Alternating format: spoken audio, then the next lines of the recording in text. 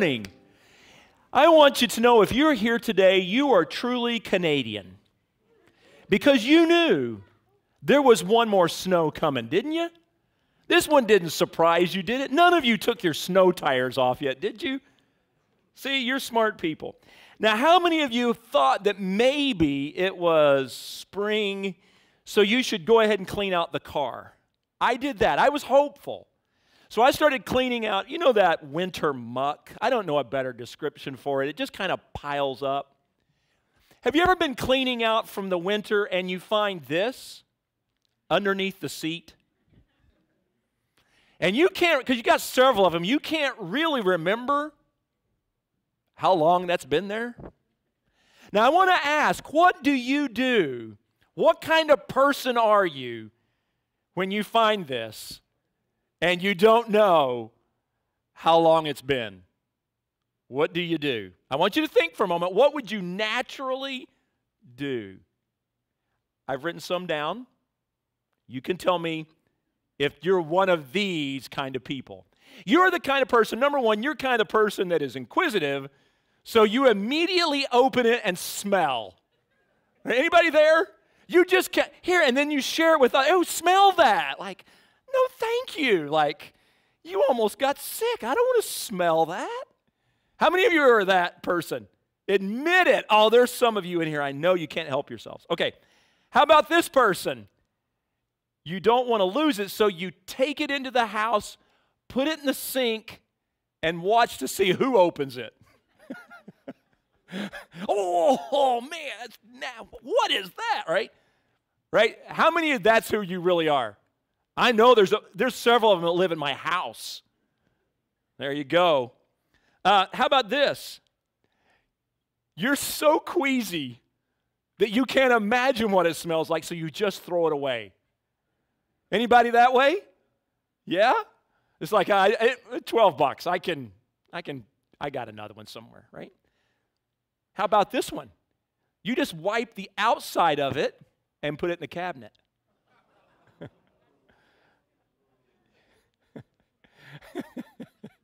Surprise!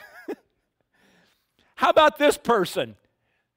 You just take the initiative, open it up, and clean it thoroughly inside and out. Who's that person? All the women in the room are holding up their hands. Yeah. All right.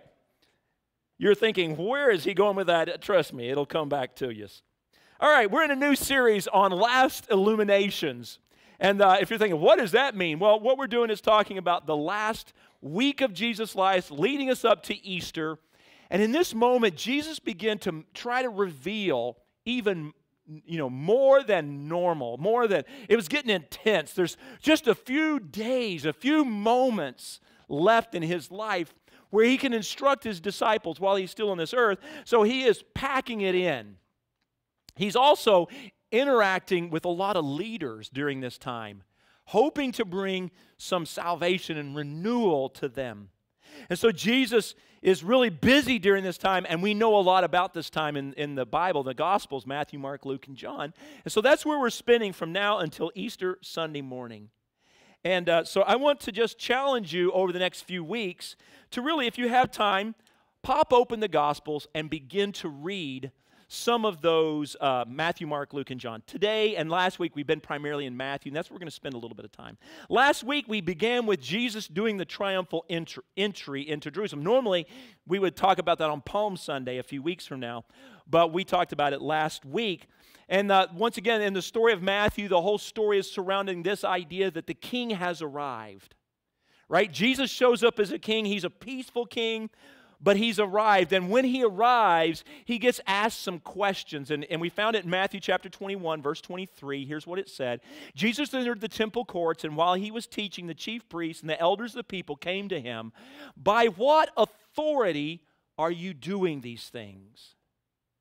Who gave you this authority? Who gave you the right to step into our arena, our temple, and do these things? And that question, I hope, is still one that you're pondering for yourself. Does he have authority over your life? Have you given him that place in your life where you're really bowing the knee to Him, surrendering your will to His will, your actions to what He wants?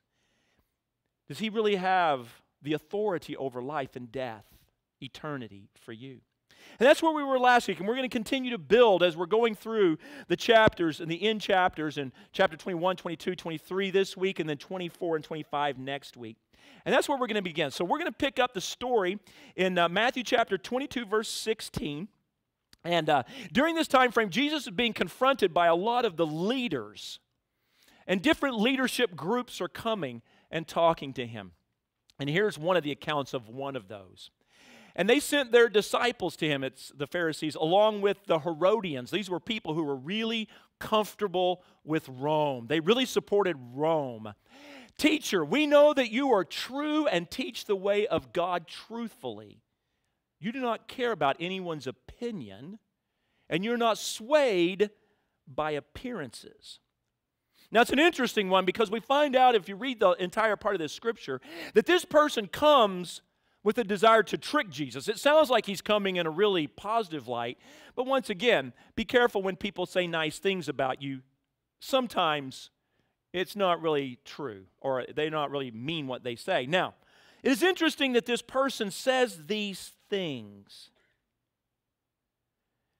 What he was saying is, look, Jesus, we know that you will not modify your actions or change your teachings out of fear or to gain favor. I want you just to wrestle around. This is a really important thought with this entire sermon.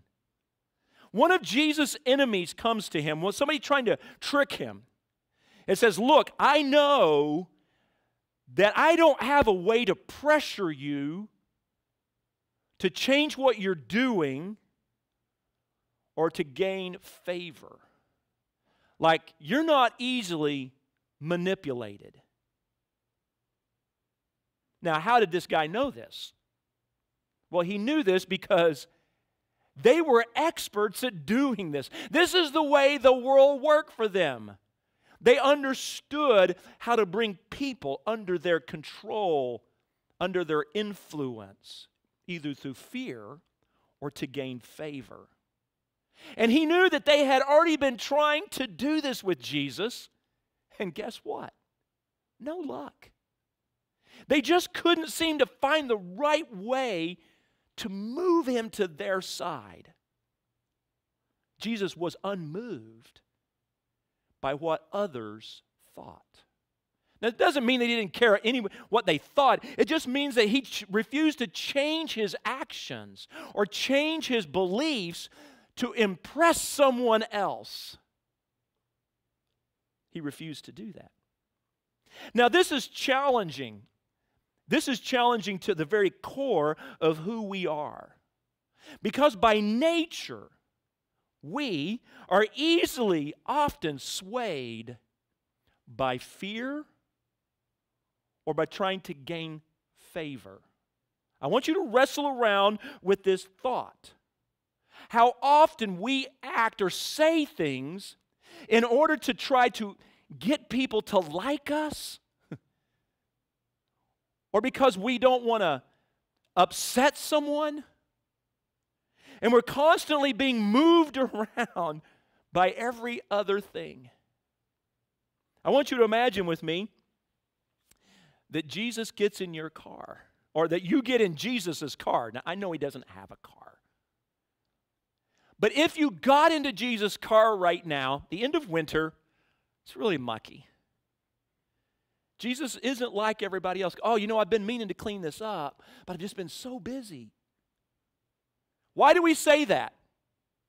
Why do we actually say those words? Well, it could be because it's true. I've been meaning to clean this up, and I just haven't got to it. That could be it. Or it could be that I want people to think by nature I'm a really clean person. I never let my car get this way. You are the one person in the world who's ever seen my car like this. Is that really true? After a while, if the person kept coming this is the way I just keep my car. It looks like this all the time. Matter of fact, you actually caught me on a good day. It's usually worse than this.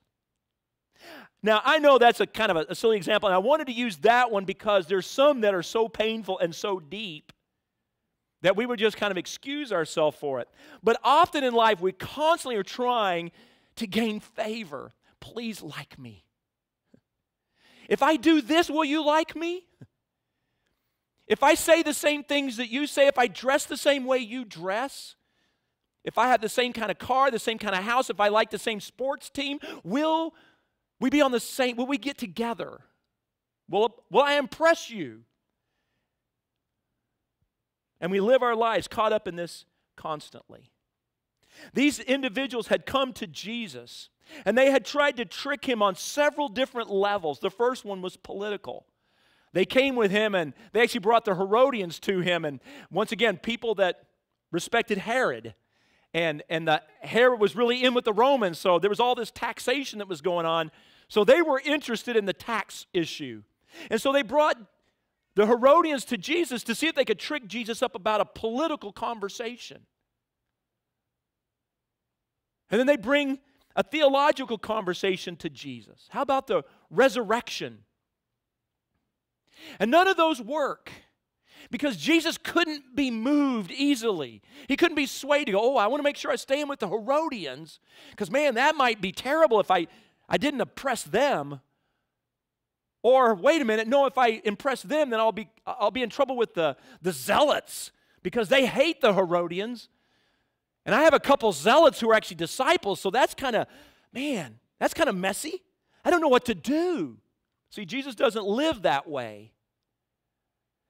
I want you to just wrestle around with it. Jesus doesn't experience life like that. So the last person comes to Jesus, and we have a record of it in Matthew chapter 22, verse 36. And this one also comes to try to trick Jesus. He says, "Teacher, which is the great commandment in the law?" Now, sounds fairly good. Sounds like it could be easily an inquisitive person. We find that he's not.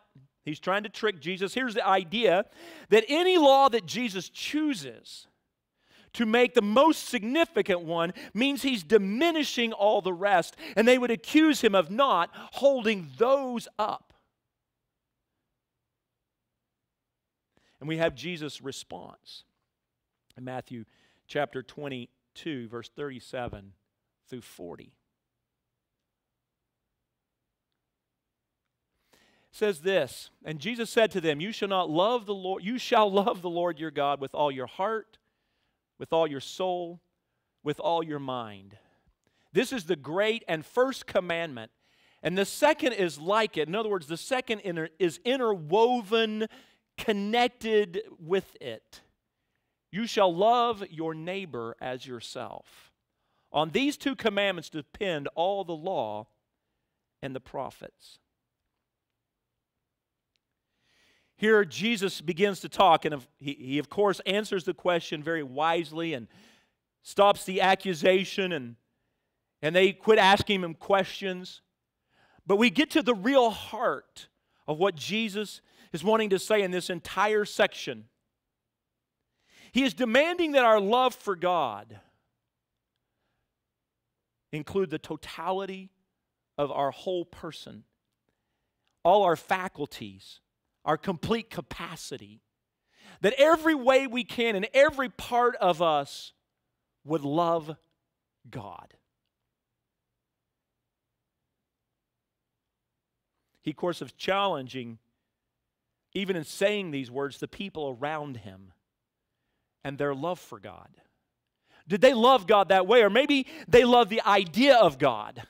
They loved that God had given them Scripture. Or they loved the idea that they were special with God. But did they actually love God Himself? In this role of loving God, there would not be a modification of our action for fear of failure or try to get favor with others. Our first and foremost concern in life would be to please God above all others, even ourselves. I want you to wrestle around with what that means. to please God, to be most important in life. It is the foundation of everything else. That's what Jesus says. Everything else is laid on that foundation. The way you raise your kid, love God. I want to be a great husband, love God. I want to be great at work, love God. Everything you are goes back to this moment, love God. See, here's what happens as it becomes the foundation for life. My confidence in God's love allows me to love others with abandon. If I know for certain that God will meet my needs because I have experienced His love, I have experienced His affirmation, I have heard Him say, I love you, son. And I have heard that. It allows me to love others completely. Not even being that concerned with what happens coming the other direction. See, this is the reason why they couldn't toy with Jesus.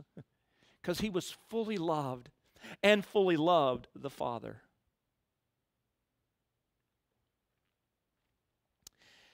In this, it moves us towards this statement of Jesus to love others as we love ourselves. And this is not necessarily a negative connotation on loving ourselves. It's not saying that's horrible, you shouldn't do that. It's actually kind of the opposite. It's that positive regard you have for yourself. That concern that you exhibit about your own self because you love God so much. It will allow you to take that same concern and place it on other people. You'll begin to look at people the way God sees them, as a recipient of God's beautiful love. Well, following this question, Jesus raises a question to them. He says this, Then Jesus said to the crowds and to His disciples, The scribes and the Pharisees sit on Moses' seat. Do and observe whatever they tell you, but do not do the works they do, for they preach, but they do not practice. And after Jesus had challenged them about who He was, He says these words, and it becomes this really intense moment where Jesus is illuminating not just general truth, but specific truth about their lives. There's something wrong deep within. They're not practicing what they tell others to do. He goes on in Matthew chapter 23, verse 5 and 7 and says these words. They do all their deeds to be seen by others. And I want you to hold on to that thought. Don't let that escape. They do all their deeds to be seen by others. They love the place of honor at feast and the best seats in the synagogues and greetings in the marketplace and being called rabbi by others. See, what it is they wanted to be seen. They wanted to be recognized. We might even use the word they wanted to be famous. They were living in a culture that promoted the personality, the well-known person, the star. They just happened to be star rabbis, the Ben Shapiros of the day. Today, we are also living in a time where the culture of personality is rampant. And what I mean by that is a deep desire for recognition and fame, to be noticed, to have 1,000 or 5,000 followers, and have people liking my videos. Don't you ever find it funny you're watching a YouTube video and the person there is begging you, please like my video. Please, just hit like. I beg you, hit like. Deep within, listen carefully, that culture, this culture that we're living in, the desire to be recognized, the desire to impress people, the desire to measure up and have people look at us and go, oh, is the greatest source of anxiety in our world today. Please like me. And the reality is our world now measures it by the number of friends. It's crazy. You can actually count the number of friends. You know, I know that sounds crazy, but we didn't used to do that. 50 years ago, you didn't sit down and make a list. Oh, there's still my friend and friend. I've got 1,000 friends. You didn't do that. You just went out and had friends. And now it's like a list of people I got to keep. And should I unfriend them? Well, I don't really like them, but if I unfriend them, they'll have less friends. The anxiety of it all. I'm making kind of light of this. It's not really a light situation in our world. The deep desire for approval and acceptance is overwhelming people because they have nowhere else to find it. And what happens is these desires become chains. They become control. And we're like the guy on YouTube, just hit like on my video. If I say the right words, if I do the right things, will I impress you? I'll change. Whatever I need to do, I'll change my ideas, the way I act, so you'll like me. And here's the struggle in our culture presently. Because of the way we're doing this, only a few people get to be liked. It used to be we lived in small communities where almost everyone was liked. Now we live in this global community where I like somebody that's living on the other side of the planet, but I don't like the guy sitting next to me. Think about it. It's become just bizarre. Only a very few can become famous. Only a few people, names are known. And in our world today, we normally recognize the rich, the outgoing, the ones with personality, the ones with power or beauty. And the challenge with all of that group, as they recognize and they receive those adulations and that affirmation, they are enchained to it as well.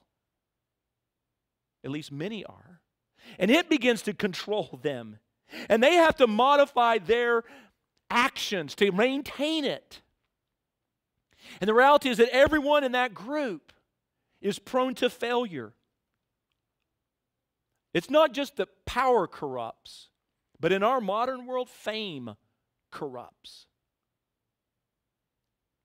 It corrupts our governments to stay in power. It corrupts arts. It corrupts the sports universe. And it corrupts the church. When we build this mentality of this kind of famed church, where the people up front are famous, and they're the important ones, it builds them up. They will inevitably fail. Without absolute God's grace, living in it, they will fail. Can you see how fame culture becomes chains upon us? See, Jesus offers another way, though, and a better way in Matthew chapter 23, 25 through 26. He says these words, "Woe to you, scribes and Pharisees." We're going to come back to that. Wow, that's kind of rough. "Woe to you, scribes and Pharisees and hypocrites, for you clean the outside of your cup and plate, but the inside they are full of greed and self-indulgence.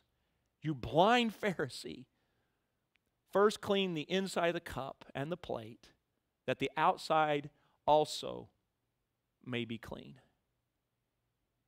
Now, when Jesus saw the cup, he was one of the ones, this needs a thorough cleaning. Inside, outside, the whole thing needs cleaning.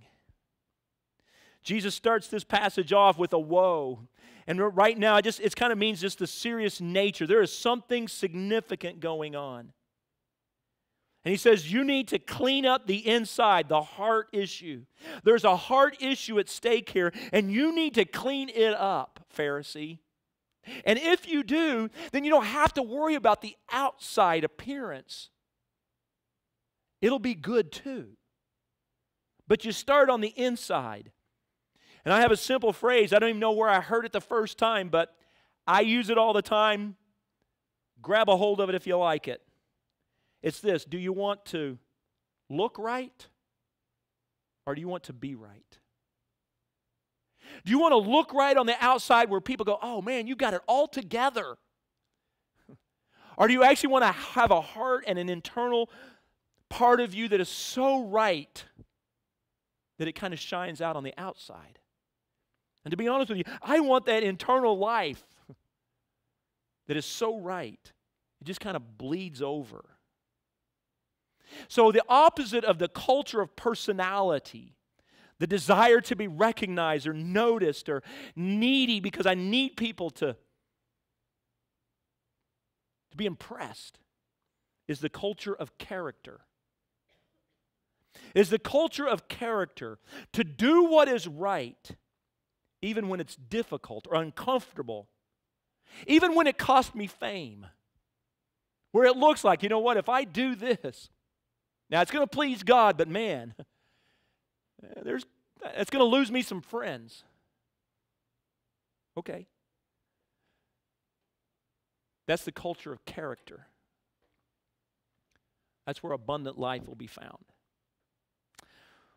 Well, Jesus goes on and gives us another little clue on how we can do this part about cleaning up the inside of the cup. A little later on, chapter 23, he gives these words, and I want to kind of have you think about them for a second. The greatest among you shall be your servant. It's kind of the opposite of the culture of personality. Whoever, the greatest among you will be your servant. Whoever exalts himself will be humbled. And here's the good news. Whoever humbles himself will be exalted. This passage connects all this together. It connects the great command to love God and love others. It connects with the culture of character, of doing what is right. See, here's the truth. I cannot truly love someone if I am controlled by my need from them. I need them so bad. I'll do anything. I am more concerned with their approval than loving them the way they need to be loved. And now I'm not going to say that because if I say that, they won't like me. See, in this moment we have Jesus going, woe to you Pharisees. I want you to realize that that was an extremely loving thing for Jesus to say. They needed him to say that. They needed an opportunity to hear the truth that was deep in their hearts. See, and Jesus offers a better way. Freedom from these chains of culture of personality. And it comes in these simple words. Humble yourselves. Humble yourselves. If you humble yourselves, you'll move away slowly but surely from that culture of personality, that crippling desire to be acclaimed by others. You will allow humility to free you from the self-focused life. Life where joy is dependent on others serving you and noticing you first and foremost. Humility remembers this. Listen really carefully. Humility remembers this. I am a creature. Look to the person next to you. Just remind them that they're a creature and not a God. I know. Now, look at the person next to you and remember that they're a creature and not a God. That person next to you will never be able to give you all the affirmation and love that will replace the absolute need that God has placed in your heart for him. This is why this affirmation trip that we're on with personality cult ends up nowhere. It ends up in brokenness. Because deep within what we're looking for is our Creator's love. The one who formed us and made us and knows us more intimately than we know ourselves. We're looking down for his love. And that's when we love him and find his love that we can begin to love others. The person sitting next to you that's a creature is also made in the image of God exactly like you are. There's no one famous in this room. Just a bunch of equal creatures before God. There's no one more important in this room than anyone else. You will never lock eyes on someone that you can look at and go, you know what? You're just not as important as I am. You're not as valuable as I am. I am up here and you're down here. But the opposite is also true. I'm not looking at anyone else and going, oh, you're up there and I'm way down here. I'm nobody. No, we're released from that bondage. God has made us all equal in His image. This empowers us and allows us to serve others with love. Back to the woe passage. I said we're going to come back to this, where Jesus says, woe to you scribes and Pharisees, you hypocrites. It's hard to know exactly how to read it, but let me tell you that the word woe itself historically in the Bible has kind of a meaning to it that we don't normally get out of it. We normally probably get out of it kind of, ha, ha, ha, ha, woe to you guys, you're going to pay. Maybe we read it that way, and that's not the way it's meant to be read. Woe had a mix of doom and pity. It was suffering is coming. And in Jesus' words, when we hear Him say, woe to you scribes and Pharisees, you should see Jesus just wanting to shake them going, do you not see where you are? Do you not see what this is doing to you? This incredible desire to be recognized and to see and be up front and be the one that everybody gives adulation to. It's destroying you on the inside. There's nothing there. It's dirt on the inside. And you're living so far beneath where you could be if you just humble yourselves. Because God loves you too, just like everyone else I'm talking to. See, He knew the upcoming judgment was approaching. He knew that if they did not change, that they would not enter the kingdom of heaven. And there's an appeal from Him. Turn away from this culture of personality and turn to a love of the one true God, your Creator. Know His love, and you will be able to serve these people that look up to you as their teacher. Today I want to challenge you. Worship team is going to lead us in a song about, talks a lot about, it says this, He's broken every chain, He set me free, death has lost its grip on me, Jesus is my living hope. It's a song we're going to sing probably a lot right up till Easter. And I don't know if you've ever thought about death's grip on me, the chains that bind us, and there's a lot that could fall into that category, but I want to kind of shape your thought process today. That what would it be like if I actually bought into what Jesus had to say? And I actually humbled myself and recognized that every other human being is of equal value with me. And I can worship the one true God, find His love, and be freed from this dreadful culture of fame seeking from others. Hearing the tender voice of my Heavenly Father saying, I love you. Let's listen.